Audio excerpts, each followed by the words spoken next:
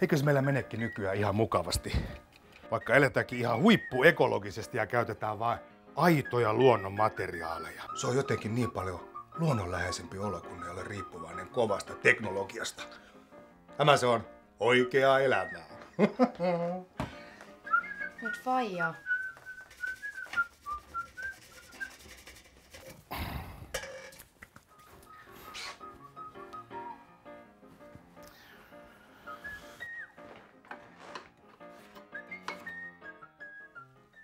Katsopas miten hyvin.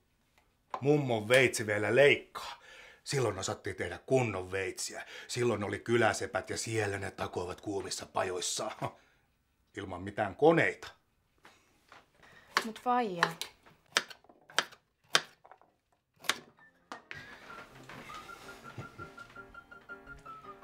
Ajattelepas muuten tätä sinappiakin.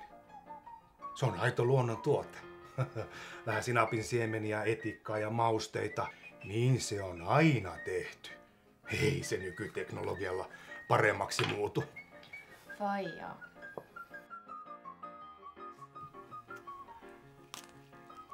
Tiesitkö muuten, että silmälasit keksittiin jo 1200-luvulla? Hieno keksintö. Sellaisena yhä edelleen ihmisten käytössä. Ihmeellistä.